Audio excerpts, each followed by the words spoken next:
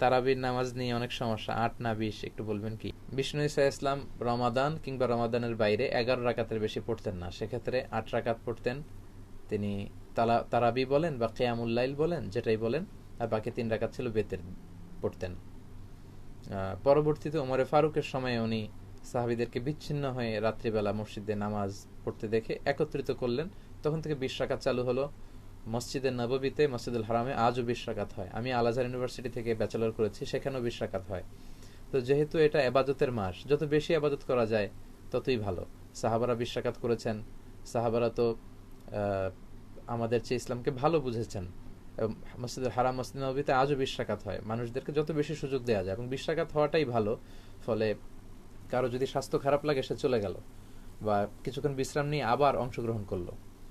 ৮ রাকাত হলে যেটা হয়, খুব অল্প সময়ে শেষ হয়ে গেল, ফলে অনেকে হয়তো বঞ্চিত হতে পারে। ২০ রাকাতই চালু থাক, যার যতটুকু সুযোগ হয় পড়বেন, ফ্লেক্সিবিলিটি আছে।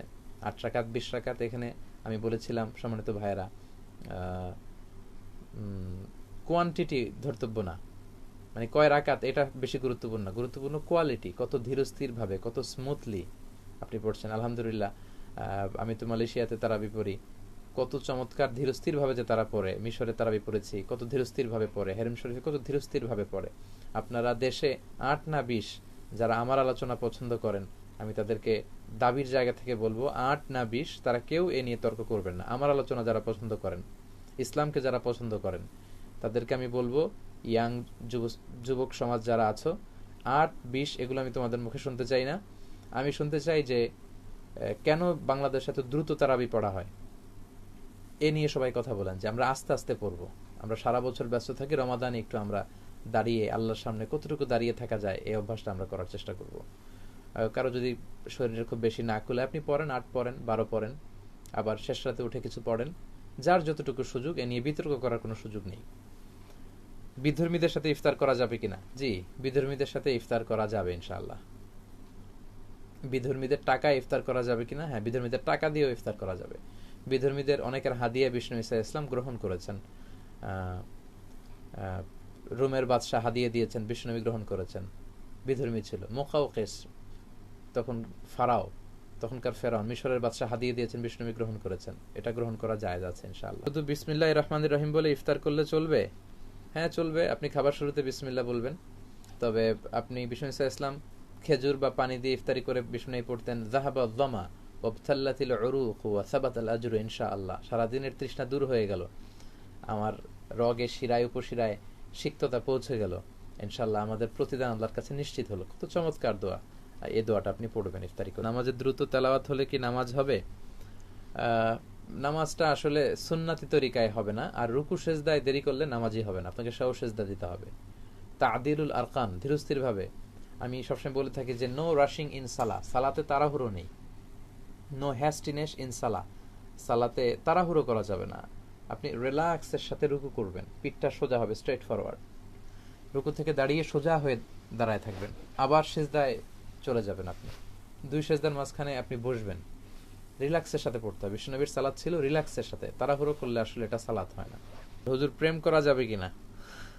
প্রেম করবেন আল্লাহর সাথে, প্রেম করবেন বিষ্ণু ঈসা ইসলামের সাথে, কিন্তু কোনো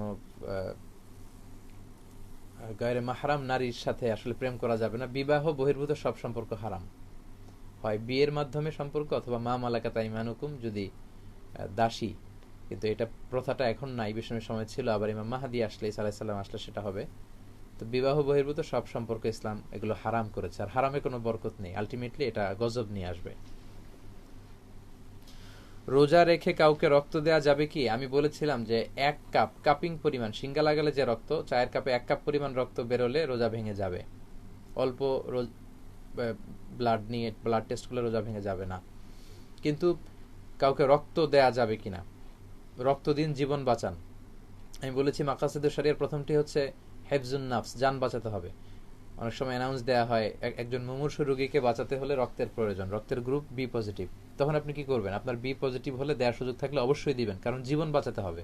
কিন্তু আপনার রোজাটা ভেঙে গেল, আপনি পরবর্তীতে একটা রোজা কাজা করবেন, আপনি ইনশাল্লাহ অনেক সওয়াব পেয়ে যাবেন ইনশাল্লাহ। সিমেন অপচয়, এটা কি ছেলেদের ক্ষেত্রে না মেয়েদের ক্ষেত্রে?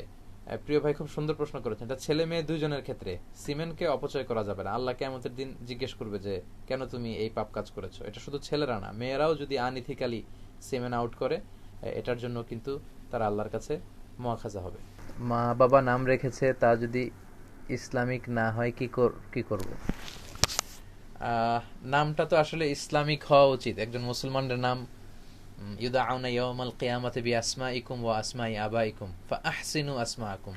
বিষ্ণু বলেছেন কিয়ামতের দিন তোমার নাম তোমার বাবার নাম ধরে ডাকা হবে। আমার নাম মিজান, আমার আব্বার নাম হচ্ছে আলী, তো আমাকে ডাকা হবে ইয়া মিজান ইবনে আলী তাআল, হে মিজান আলী আহমদের ছেলে মিজান আসো। তো নামগুলো সুন্দর হতে হবে। বিষ্ণু বলেছেন বাবার নাম ছেলের নাম ধরে ডাকা হবে, ফলে ফাআহসিনু আসমাআকুম, তোমাদের নামগুলো সুন্দর সুন্দর রাখো। ওয়া হাব্বুল আসমাইল্লাহি আব্দুল্লাহ আব্দুর রহমান, ছেলেদের জন্য সবচেয়ে শ্রেষ্ঠ আল্লাহর কাছে প্রিয় নাম হচ্ছে আব্দুল্লাহ এবং আব্দুর রহমান। তারপর নবীদের নাম, সাহাবাদের নাম, সুন্দর অর্থবোধক নাম, এগুলো রাখবেন আলেমদের সাথে কনসাল্ট করে। মেয়েদের ক্ষেত্রে ফাতিমা, আসিয়া, মারিয়াম, খাদিজা, এই নামগুলো রাখবেন। বিশ্বনবীর স্ত্রীদের নাম, সাহাবাদের নাম, সুন্দর সুন্দর কোরআন থেকে চুজ করা, হাদিস থেকে চুজ করা নামগুলো রাখবেন। কোনো কারণে বাবা মা যদি এমন নাম রেখে ফেলে যেটা একেবারেই অন ইসলামিক, অর্থটা খুব বিদঘটে ভয়ঙ্কর, সেক্ষেত্রে আপনি নাম চেঞ্জ করতে পারেন। বিষ্ণু ইসলাম অনেক সাহাবাদের নাম চেঞ্জ করে দিয়েছেন। এক মহিলার নাম ছিল আসিয়া, মানে অবাধ্য। বিষ্ণু বললেন তুমি দেখতে সুন্দরী, তোমার নাম অবাধ্য কেন? আজ থেকে তুমি জামিলা, সুন্দরী। এক সাহাবীর নাম ছিল হাজান, মানে দুশ্চিন্তা, অ্যাংজাইটি। বিষ্ণু বললেন দুশ্চিন্তা কি কারো নাম হতে পারে? আজ থেকে তোমার নাম সাহাল, মানে সহজ। সে বলল আমার আব্বা চাচা নাম রেখেছে দুশ্চিন্তা, আমি ওইটাই রাখবো। এই কথা বলে সে তার এলাকায় ফিরে গেল। এখন বিশ্বনবীর দেয়া নাম সে নেয়নি, এজন্য দুশ্চিন্তা তাকে আর ছাড়েই না। শুধু দুশ্চিন্তা, বিপদ আপদ তার আসতেছে। সবাই বললো বিশ্বনবীর যে সুন্দর নাম দিয়েছে ওইটা নিয়ে আসো। সে এসে বললো বিশ্বনবীর কাছে ইয়া রাসূলুল্লাহ আমাকে ক্ষমা করে দেন, আপনি যে সাহাল নাম দিয়েছিলেন এটাই সুন্দর, আজ থেকে আমি সাহাল। বিশ্বনবীর থেকে যখন সাহাল নাম সে নিয়ে আসলো, সাহাল মানে সহজ, সেদিন থেকে মৃত্যুর আগ পর্যন্ত আল্লাহ তার সব কাজগুলোকে সহজ করে দিলেন। এজন্য নামগুলো সুন্দর হওয়া উচিত। নারী, পুরুষ এবং নারীর নামাজ কি একরকম? নারী এবং পুরুষের সালাত এক কিনা, এ বিষয়ে আবহমান কাল থেকে দুইটি মতামত মুসলিম বিশ্বে প্রচলিত হয়ে আসছে। একটি মত হচ্ছে নারী পুরুষের সালাত একরকম, কারণ বিষ্ণু বলেছেন সল্লু কামা রাআইতুমুনি উসাল্লি, তোমরা আমাকে যেমনি সালাত পড়তে দেখো তোমরাও তেমনি সালাত পড়ো, আমার মতো পড়ো। তো বিশ্বনবী নারী পুরুষ সবার জন্য আদর্শ, তাই নারী পুরুষের সালাতের কোনো পার্থক্য নেই। এটা হচ্ছে একটা মত। আরেকটি মত, যেই মতের ধারক বাহক হচ্ছে আহনাফরা, হানাফি মাজহাবের স্কলাররা এবং হাম্বালি মাজহাবের স্কলাররা। আল মুগনি একটা কিতাব আছে লি ইবনি কুদামা, ওনার লেখা এই কিতাবের ভেতরে এবং আরো কিছু বইতে তারা এই মতামত প্রকাশ করেছে। প্রথম মত হচ্ছে যে কোনো পার্থক্য নেই, নারী পুরুষের সালাত এক। আরেকটি মত হচ্ছে যে পার্থক্য আছে। তারা দলিল হিসেবে এনেছে যে নারীদের পার্থক্য আছে এই কারণে নারীরা ইমাম হতে পারে না, সালাতের ইমাম হবে পুরুষেরা। কোনো কারণে যদি নারীরা ইমাম হয়ও পুরুষ পেছনে থাকতে পারবে না, শুধু নারীদের নামাজে নারীরা ইমাম হতে পারবে ইন কেস অফ ইমার্জেন্সি। উম্মে সালামা, আয়েশা রাদিয়াল্লাহু আনহা, বিশ্বনবীর স্ত্রীরা মাঝে মাঝে জোহরের সালাতে আসরের সালাতে ইমামতি করেছেন। এটা ইন কেস অফ ইমার্জেন্সি, এটা তাদের সব সময়ের আমল না।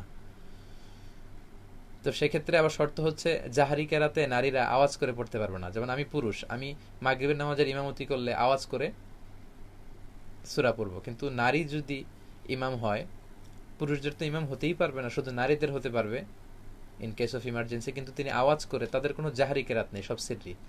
আবার আমি সামনে দাঁড়াবো, সব মুক্তাদির আমার পিছনে দাঁড়াবে, পুরুষদের ক্ষেত্রে এটা নিয়ম। কিন্তু নারী যদি কখনো ইমাম হয় তিনি সামনে দাঁড়াতে পারবেন না, একই কাতারে সমান হয়ে দাঁড়াবেন। তো এই তো কিছু পার্থক্য পাওয়া গেল। আবার পার্থক্য আছে সাতারের ক্ষেত্রে। আওরা, পুরুষদের আওরা হচ্ছে নাভি থেকে হাঁটু, কিন্তু নারীদের সারা দেহ ঢেকে রাখতে হয়। আবার নামাজে যদি কোনো ভুল হয়, ইমাম সাহেব ভুল করেন, আমরা পেছন থেকে পুরুষরা পড়ব সুবহানাল্লাহ।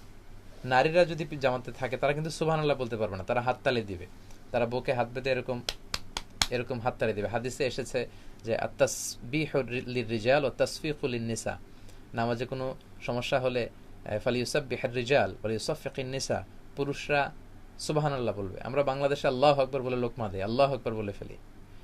এটা আসলে হাদিসের পরিপন্থী। সুবহানাল্লাহ বলা উচিত। সুবহানাল্লাহ বলে ইমাম সাহেব বুঝবে ও ভুল হলো। কিন্তু ইমাম সাহেব এমন কোনো ভুল করলো যেটা পুরুষরা কেউ ধরতে পারলো না, পেছনে নারীরা বুঝতে পারলো, তারা কি সুবহানাল্লাহ বলবে?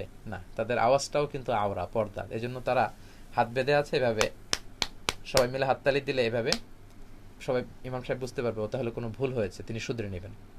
এই তো আরেকটা পার্থক্য পাওয়া গেল। এভাবে অনেকগুলো পার্থক্য পাওয়া যায়। পুরুষদের জন্য জামাতে মসজিদে পড়া সুন্নাতে মুআক্কাদা, কিন্তু নারীদের জন্য মসজিদের চেয়ে ঘর উত্তম। এই যে পার্থক্যগুলো আছে, এগুলোকে সামনে এনে হাম্বলি মাযহাবের স্কলাররা, হানাফি স্কলাররা, ওনারা বলে যে কিছুটা পার্থক্য, সেটা হচ্ছে তারা নিজেদেরকে আঁটো করে দাঁড়াবে, তারা পাগুলো মিলিয়ে দাঁড়াবে এবং সিজদায় গেলে দেহটাকে জমিনের সাথে লাগিয়ে দাঁড়াবে। তা না হলে পুরুষদের মতো সিজদা দিলে তাদের ব্রেস্ট, স্তন ঝুলে থাকবে, এটা দেখতে হয়তো খারাপ দেখায়, তাদের পর্দার কিছুটা সমস্যা। এই দৃষ্টিকোণ থেকে তারা বলেছেন কিছুটা পার্থক্য আছে।